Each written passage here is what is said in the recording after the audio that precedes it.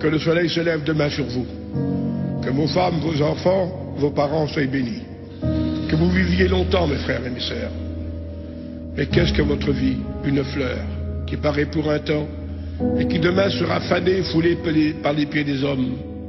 Les contingents du monde se sont réunis il n'y a pas tellement longtemps à Copenhague pour parler de l'atmosphère, pour parler de notre planète, du danger qui menace le monde et qui demain peut nous entraîner dans une catastrophe mondiale.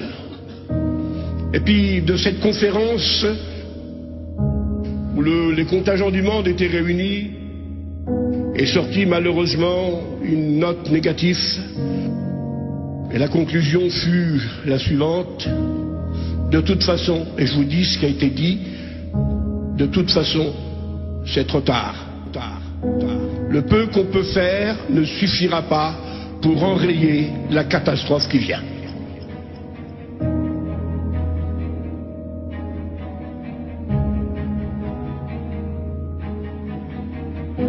Vous savez, quand il y a un combat de boxe, il y a un gong qui démarre tout. Eh bien, le gong, il a démarré le 15 mai 48 par rapport aux prophéties. Il fallait que le peuple d'Israël soit de nouveau dans son pays pour que les prophéties commencent après à défiler les unes après les autres, parce que Jésus a dit, quand vous verrez ce que les prophètes avaient annoncé auparavant, Jérémie 2500 ans auparavant, eh bien, se réaliser. C'est l'heure, mes amis.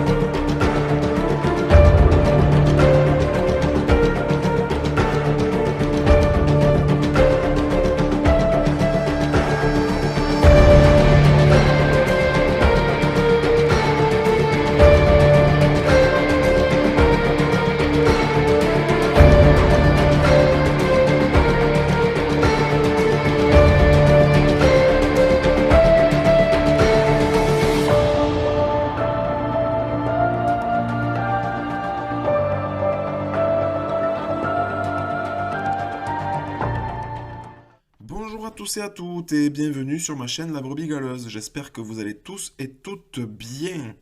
Bon, alors aujourd'hui, petite vidéo qui est la continuité des précédentes.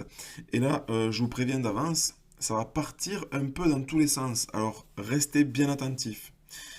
Alors d'abord, on va commencer gentiment avec un événement que tout le monde se souvient normalement, puisqu'on nous a fait peur avec ça dans le monde entier. Est-ce que vous vous souvenez qu'en 2012, on nous avait rabâché dans tous les sens que la fin du monde devait arriver et que c'était soi-disant, d'ailleurs, le jour précis, le 21 décembre 2012. Alors, il faut bien retenir cette date, le 21 décembre 2012.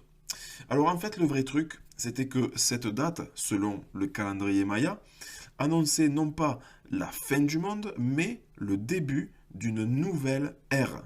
Ok ? Bon. Alors, nous chrétiens, on s'en fiche un peu des calendriers Maya, on est bien d'accord, on reste fixé sur les prophéties d'Apocalypse de Jean ou des prophéties de la Bible en général, mais on va quand même faire le lien avec le calendrier des Mayas, puisque nous, chers Français, nous avons un président qui est né le 21 décembre, non pas 2012, mais 77 bien sûr, mais quand même le 21 décembre, qui, je le rappelle, c'est le jour des solstices d'hiver, le seul jour de l'année où la nuit est la plus longue. Et c'est aussi le début de l'hiver qui commence. Bon, on ne va pas parler non plus du faux dieu égyptien Ra par rapport au 21 décembre. J'en parle déjà dans d'autres vidéos. Mais par contre, on va parler de Emmanuel Macron qui a marqué l'année 2012. Comme c'est dit ici, dans le magazine Nouvel Obs. Alors, marquer l'année puisque il fait son premier pas à l'Élysée. Et remarquez en passant aussi qu'il nous parle d'Emmanuel Macron comme si c'était lui le Messie en personne, hein, puisque vous voyez que là, il le surnomme carrément l'enfant prodige de l'Élysée. Ou encore l'enfant prodige même de la banque Rothschild. Ouais. Et on nous le présente aussi comme un ange, puisqu'il le compare même à un chérubin. Bref, on voit que pour l'élite, c'est carrément lui l'élu, vu comment il parle de lui. Regardez aussi pourquoi il a marqué l'année 2012. C'est parce que il a fait ses preuves d'homme d'affaires à l'Élysée, puisque c'est lui qui a réussi à faire acheter au groupe Nestlé la branche aliments pour enfants du groupe Pfizer. Alors, pour la maudite somme de 12 milliards de dollars. Champagne, comme ils disent. Mais surtout, ce qu'on doit absolument regarder, c'est que cet enfant prodige de l'Élysée et des Rothschild se fait remarquer en 2012 avec le groupe Pfizer, qui empoche grâce à Macron 12 milliards de dollars. Alors, en 2012, ça ne nous parlait pas trop, Macron, Pfizer, tout ça, mais aujourd'hui, est-ce que ça vous parle au moins Macron et Pfizer? Non, parce que là, il y a encore moins d'une heure, ils annoncent que leur chiffre d'affaires bondit à 25 milliards de dollars rien qu'au premier trimestre grâce au vaccin. Et le magazine L'Indépendant nous annonce que Pfizer arrive avec un médicament anti-Covid qui va leur rapporter 22 milliards de dollars. Donc, vu l'argent que ça rapporte, rassurez-vous, le Covid n'est pas prêt de s'arrêter et Macron et Pfizer non plus. Et là, j'espère que maintenant, ça vous parle. Entre parenthèses, est-ce que vous remarquez quand même la répétition du nombre 12 le 21-12-2012, puis Macron qui fait ses premiers pas à l'Élysée en 2012, et en se faisant remarquer avec Pfizer qui empoche 12 milliards. Et vous allez voir, c'est pas fini. En tout cas, voilà pour le 21 décembre 2012, le début d'une nouvelle ère. Bon, et puisqu'on parle de fin du monde et de l'enfant prodige Emmanuel Macron, maintenant on va parler de Apocalypse 12. Tiens, encore un 12. Bon, on en a parlé dans ma vidéo précédente et on avait vu que le créateur du drapeau européen s'était carrément inspiré d'Apocalypse 12 pour faire ce drapeau qu'on connaît tous. Donc, cette fameuse prophétie annonçait dans Apocalypse 12 qu'il devait y avoir un signe qui devrait apparaître dans le ciel. Et ce signe, c'est quoi? Je cite, c'est qu'il y aura une femme enveloppée du soleil, la lune sous ses pieds et une couronne de 12 étoiles sur sa tête. Oui, encore un 12. Et elle était enceinte et elle criait étant en travail et dans la douleur de l'enfantement. Bon. Alors, moi personnellement, je ne suis pas spécialiste de l'Apocalypse 12. J'essaye de comprendre comme beaucoup, mais apparemment il y aurait un spécialiste qui aurait tout compris, et en plus, c'est même pas un chrétien. Non, c'est le journal Libération. Alors, il nous explique que en 2017, donc l'année où Emmanuel est élu président, qu'à partir du 23 septembre, on a pu observer dans le ciel un signe énormissime qui s'appelle la constellation de la Vierge, une des constellations les plus anciennes du zodiaque, traversée par la planète Jupiter, je vous cite ce qui est écrit. Alors Jupiter, je vous rappelle au passage que c'est le surnom d'Emmanuel Macron.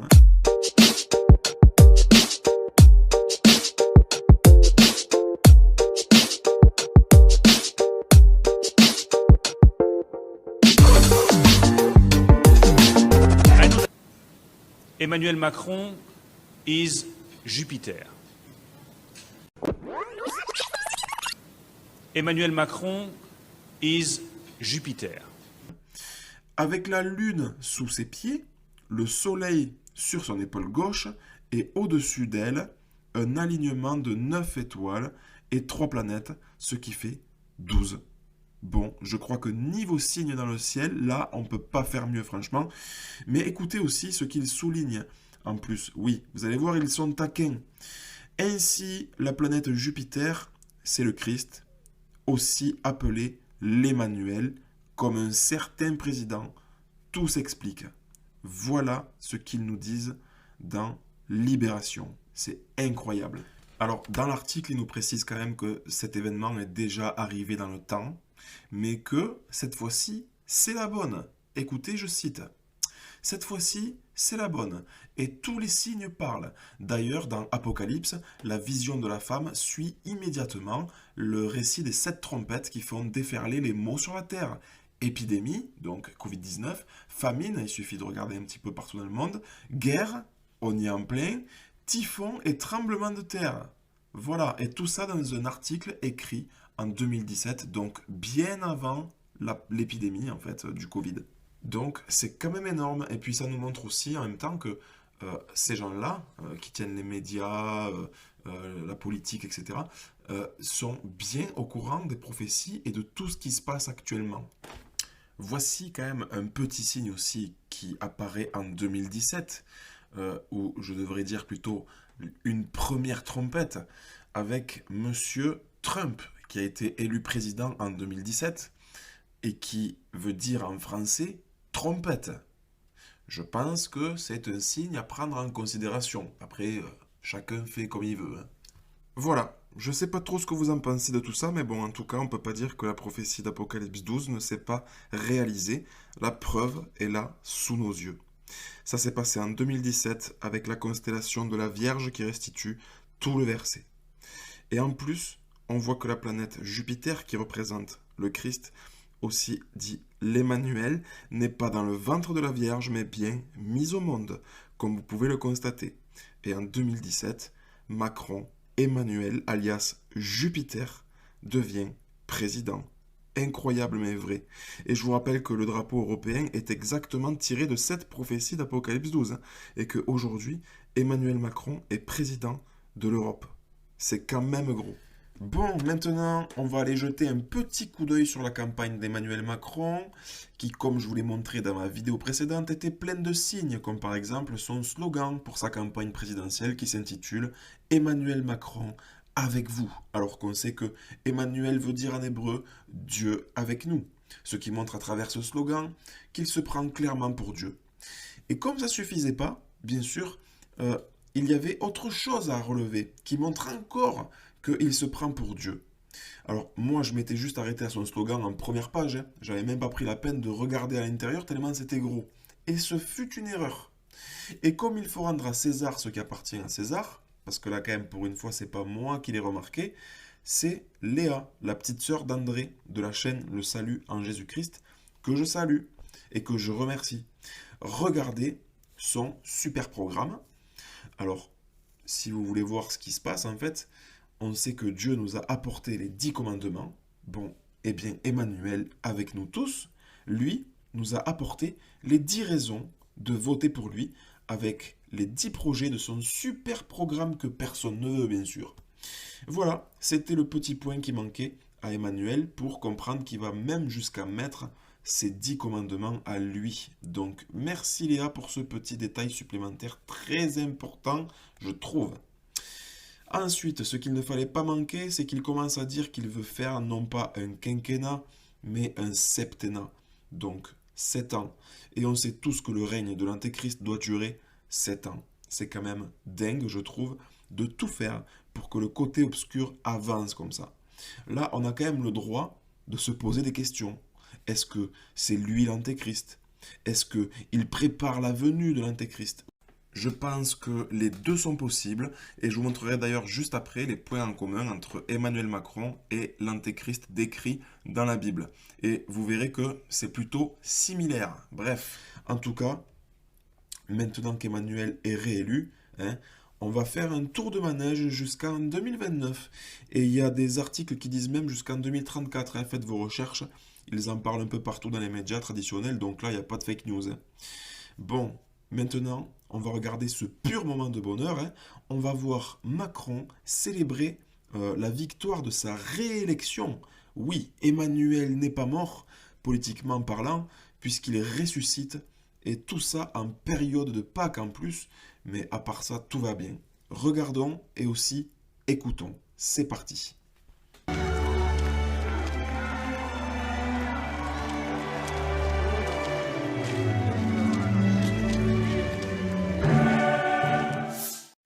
Alors, tout d'abord, vous avez entendu la musique en fond sur laquelle Emmanuel Macron vient vers nous? Non, parce qu'en fait, cette musique, vous allez voir, c'est un énorme message symbolique qu'il avait déjà fait lors de sa première élection. Il s'agit en fait de l'hymne à la joie de Beethoven, qui est en fait la musique officielle de l'Union européenne. Je rappelle en passant que le créateur du drapeau européen s'était inspiré de Apocalypse 12, ok? Bon, souvenez-vous que le 21 décembre 2012, c'était le début d'une nouvelle ère. Vous allez comprendre pourquoi ce petit rappel, en écoutant l'hymne à la joie chanté en version française. Tout va prendre son sens, écoutez.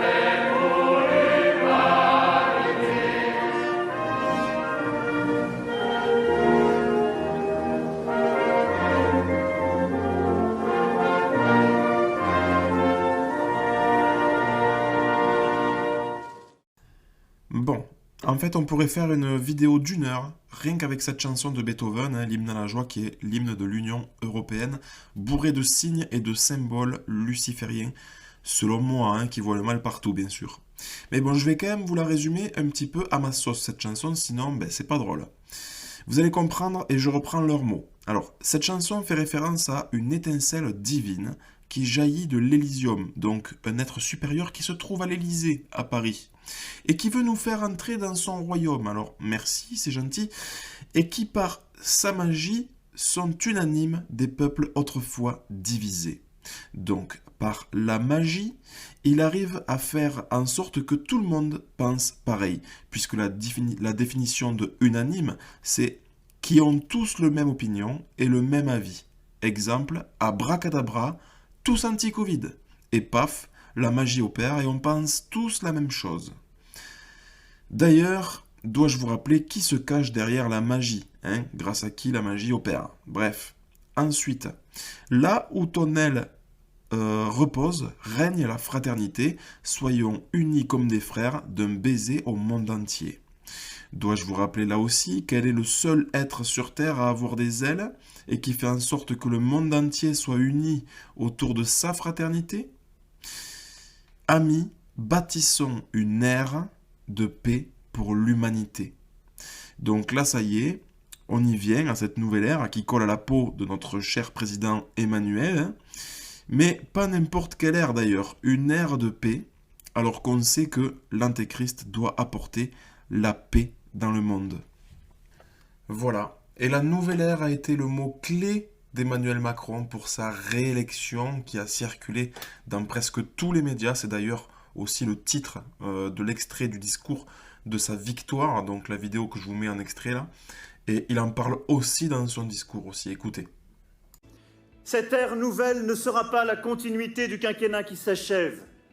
Voilà donc, à travers la chanson de Beethoven, à travers son discours et à travers les titres des médias, le message à retenir, c'est qu'il va bâtir une ère nouvelle. Allez, maintenant, accrochez-vous parce que là, on va décoller. C'est parti pour les signes annoncés dans les prophéties qui doivent apparaître pour reconnaître l'Antéchrist. Et on va comparer tout ça à Emmanuel Macron pour voir si ça pourrait éventuellement correspondre à ces signes distinctifs. Pourquoi pas? Hein? Bon. Regardons ensemble une prophétie du prophète Daniel qui nous donne un détail sur l'Antéchrist. Je cite dans Daniel 8 au verset 23, on nous dit que ce sera un roi au visage audacieux. Bon, voici Conquérant, une série de BFM TV qui est en fait, si on peut dire, une biographie de tous les présidents, en commençant par Charles de Gaulle. Bon, regardez les titres qui leur collent le mieux selon BFM TV. Donc Charles de Gaulle, la fierté retrouvée. Georges Pompidou, le vainqueur de mai 68. François Mitterrand, la grande alternance. Jacques Chirac, la remontada. Nicolas Sarkozy, la déferlante. François Hollande, la longue marche. Et enfin, Emmanuel Macron, l'audacieux. Voilà un roi audacieux. D'après BFM TV, bien sûr.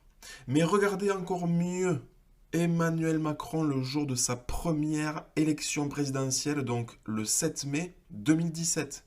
Il nous a fait passer un énorme message sur Twitter pour nous dire qui il est. Écoutez bien, je cite. « Vous avez choisi l'audace. Nous continuerons à porter l'audace. C'est ce que le monde attend de nous. » Voilà le fabuleux message d'Emmanuel Macron le jour de son élection présidentielle. Et là, c'est pas BFM TV qui le dit, c'est lui-même. Et il ne fait pas passer ce message uniquement à la France, mais au monde. Voilà la seule chose qu'il avait envie de dire le jour de sa victoire sur Twitter. C'est que lui, c'est l'audace. Premier signe qui lui va bien, je trouve. Allez, on passe à une autre prophétie. Et là, on va dans 2 Thessaloniciens 2 au verset 3. « Que personne ne vous séduise d'aucune manière, car il faut que l'apostasie soit arrivée auparavant et qu'on ait vu paraître l'homme du péché, le fils de la perdition. L'adversaire qui s'élève au-dessus de tout ce qu'on appelle Dieu ou de ce qu'on adore, jusqu'à s'asseoir dans le temple de Dieu, se proclamant lui-même Dieu. » Pour commencer, voici quelques extraits qui montrent que l'apostasie est déjà dans le monde. Et t'es quand même fait un twerk avec une musique un peu, voilà, on va pas dire déplacée quoi. Enfin genre... Ouais. Ouais, et ça te choque pas plus que ça, toi tu t'en bats les couilles. Ouais.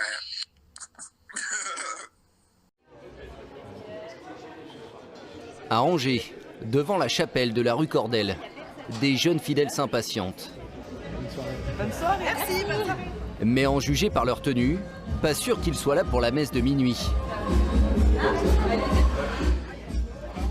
À l'intérieur, ça se confirme. L'église semble avoir choisi une toute autre religion, celle de la fête.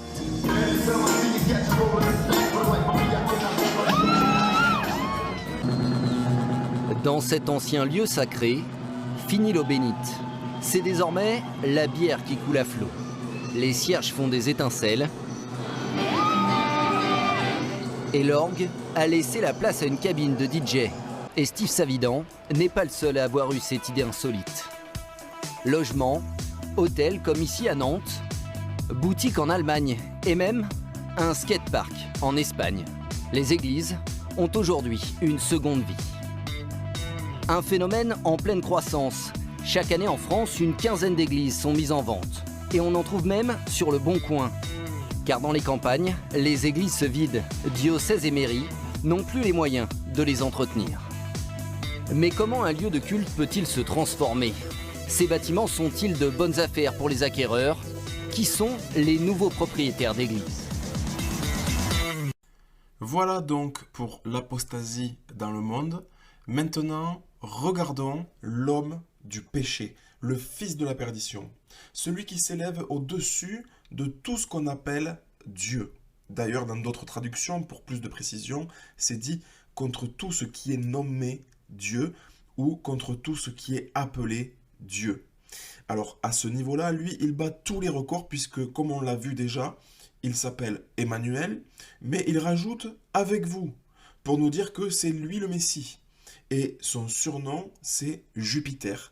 Et Jupiter, c'est le dieu des dieux grecs. Donc, au niveau des noms et des surnoms, on voit très clairement qu'il s'élève au-dessus de tout ce qu'on appelle Dieu.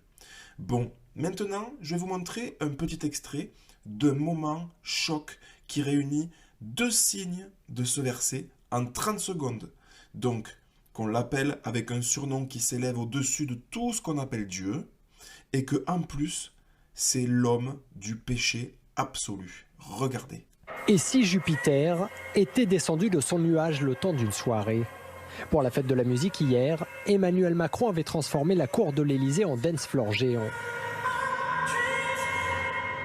Un président au look décontracté qui enchaîne sur fond d'électro les selfies comme une rockstar, allant jusqu'à poser avec son épouse au milieu de ces danseurs de la communauté LGBT, indigne de la fonction présidentielle pour l'opposition. Particulièrement inacceptable et honteux de transformer l'Élysée en strip-bar ou en boîte de nuit. Ce concert, ouvert au public et avec des artistes engagés, était une première à l'Élysée pour la fête de la musique. Un moyen d'innover pour Emmanuel Macron, mais aussi d'envoyer un signal à l'électorat de gauche, à l'heure où les Français jugent qu'il penche de plus en plus à droite. Alors, oui, je sais, ça veut pas forcément dire que Jupiter Macron est un homme de péché et fils de la perdition, juste parce qu'il organise carrément une gay pride à l'Élysée. Eh bien moi je dirais que si, puisque la parole de Dieu est très claire à ce sujet. Je vous cite Lévitique 20 au verset 13. Quand un homme couche avec un homme comme on couche avec une femme, tous les deux commettent une abomination. Ils seront mis à mort, leur sang retombera sur eux. Donc là, il n'y a pas de doute, ceux qui font ça iront à la perdition.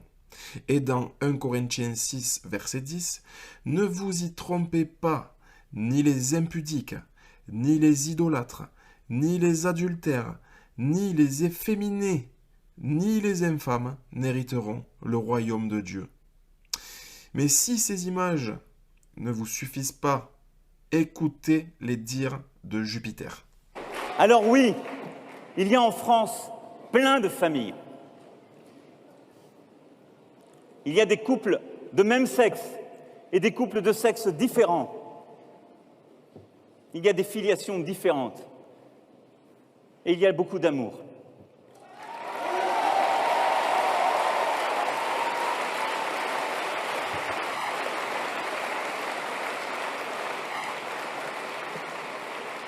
C'est pour cela que je défendrai ce qui a été fait durant ce quinquennat, que je protégerai toutes les familles. Au nom des familles. Parce que deux hommes qui s'aiment et ont des enfants, c'est aussi une famille. Parce que deux femmes qui s'aiment et ont des enfants, c'est aussi une famille.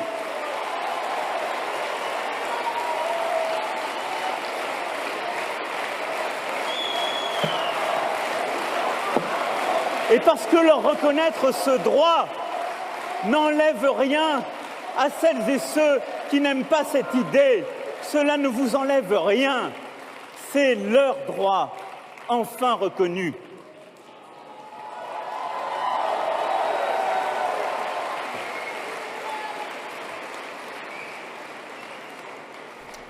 Voilà, jusqu'ici, rien d'étonnant puisque Daniel lui-même nous annonce au chapitre 7, verset 8, que cet homme espérera changer les temps et la loi. Et là, on voit quoi? On voit très bien que ce Jupiter espère changer les temps puisqu'il prône une nouvelle ère et changer les lois de Dieu puisqu'il prône le péché par rapport à ce que disent les Écritures qui sont claires au niveau des abominations. Donc, là, on a un Jupiter qui directement fait la promotion de l'abomination et par conséquent pousse celles et ceux qui commettent de telles choses à aller à la perdition. Voilà les signes distinctifs qui sont là devant nous. Alors, normalement, je devrais arrêter la vidéo maintenant puisque ça suffit, je pense, comme preuve, mais ça serait quand même dommage de rater le meilleur pour la fin. Alors, je ne vais pas vous citer les versets entièrement, mais juste souligner deux signes assez importants qui doivent apparaître pour reconnaître l'Antéchrist. Alors, dans les prophéties de Daniel, toujours, et aussi dans les prophéties de l'Apocalypse, on voit que l'Antéchrist doit être arrogant et blasphémateur. Alors, je vais commencer par le fait que ce soit un blasphémateur. Et malheureusement, je n'ai trouvé aucun blasphème contre Dieu pour le moment. Donc, raté, c'est pas lui. Au revoir, merci. Non, attendez, il y a autre chose à ne pas manquer. Regardez ce qu'il veut défendre. Il y a aussi en France une liberté de blasphémer, qui est attachée à la liberté de conscience. Et donc de là où je suis là pour protéger toutes ces libertés. Je peux simplement dire que demain, nous aurons tous une pensée pour les femmes et les hommes qui ont été lâchement abattus parce qu'ils dessinaient, parce qu'ils écrivaient, parce qu'ils corrigeaient, parce qu'ils étaient là pour livrer, pour aider, parce qu'ils étaient policiers. C'est ça ce qui s'est passé ce jour-là. C'est la liberté de conscience, et en particulier la laïcité. Ce régime unique au monde, qui garantit la liberté de croire ou de ne pas croire, mais qui n'est pas séparable d'une liberté d'expression allant jusqu'au droit au blasphème. Et je le dis, au moment où s'ouvre le procès des attentats de janvier 2015, être français, c'est défendre le droit de faire rire, la liberté de railler, de moquer, de caricaturer, dont Voltaire soutenait qu'elle était la source de toutes les autres. Voilà donc, Emmanuel Macron ne blasphème pas, mais par contre, pour l'instant, il se place en défenseur du droit au blasphème, qui est selon lui une liberté fondamentale, mais rassurez-vous, dans très peu de temps, des blasphèmes feront polémique, encore une fois, en France. Et tout ça grâce à Jupiter. Et oui, parce que figurez-vous qu'il a un magnifique projet qui lui tient à cœur. Regardez. Une future maison du dessin de presse ouvrira au centre de Paris dans 2 à 3 ans, a annoncé Emmanuel Macron, conformément à sa promesse formulée en 2020 pour défendre la liberté de blasphème. Voilà le projet qu'il nous a promis en 2020. Ouvrir une école de dessin de presse dans laquelle on y apprendra à blasphémer au nom de la liberté. Alors, sa réputation à tenir des promesses, comme vous le savez, est lamentable, mais celle-là de promesse, je ne sais pas pourquoi, mais je sens qu'il va la tenir. Bon, au niveau des signes, pour le blasphème, on va dire en cours d'exécution. Maintenant, on passe à l'arrogance. Et d'ailleurs, je vais en profiter pour vous quitter sur ça. Il n'y a pas besoin de commenter plus que ça. Alors, pour celles et ceux, d'ailleurs, qui veulent savoir la vérité sur Jésus-Christ, oui, parce que c'est bien beau de se renseigner sur l'Antéchrist, qui veut nous condamner, mais le plus important, c'est Jésus-Christ qui nous a sauvés. Alors, allez voir ma vidéo qui s'intitule « Cette bonne nouvelle vous sauvera ». Prenez soin de vous, ne vous laissez pas séduire, soyez bénis, bisous. On a vu un président de la République, alors excusez-moi, mais avachi, d'une posture désinvolte, extrêmement arrogant. Avachi, il y a une posture physiquement. Physiquement, dès le début, qui se tenait très mal. Et on sait que l'incarnation de la fonction présidentielle, l'image, c'est aussi cela. Or, Emmanuel Macron nous a donné le sentiment d'un personnage extrêmement désinvolte avec ce débat. Et tout le monde nous disait avant le débat, il faut surtout pas qu'il montre qu'il est arrogant. Et tout le monde nous dit en sortie de débat, il a été vraiment super arrogant. On avait à la fois un président dans toute son arrogance sociale. On avait un président de la République que vous qualifiez d'offensif, que je qualifierais de condescendant, d'arrogant.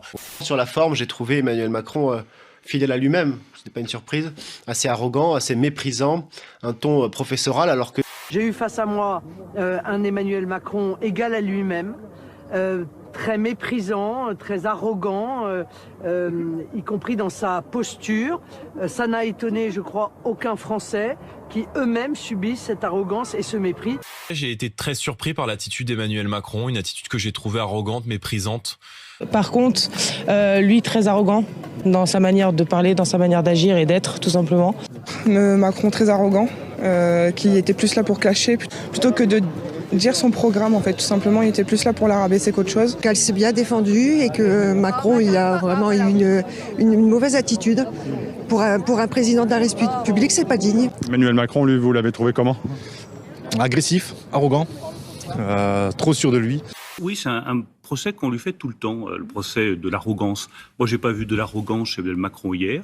J'ai vu de la détermination, la conviction, de la volonté de défendre son projet. Il a bien raison, on l'attaque, il se défend.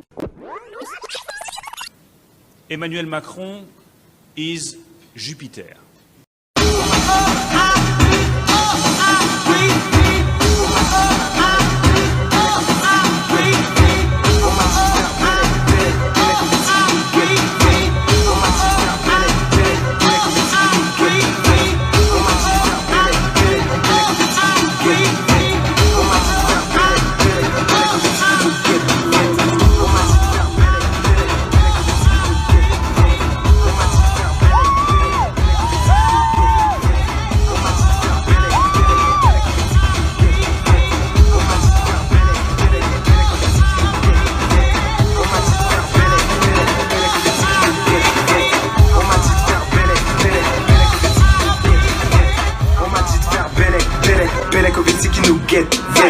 On m'a dit de faire Belek, Ovitsi qui nous guette. On m'a dit de faire Belek, Ovitsi qui nous guette. On m'a dit de faire Belek, Ovitsi qui nous guette. Si je chante, faut que ça pète. Si je chante en boîte, faut que ça pète. Si je bois, faut que ça pète. Vodka ou Jack, faut que ça pète. Ouais, si je chante, faut que ça pète.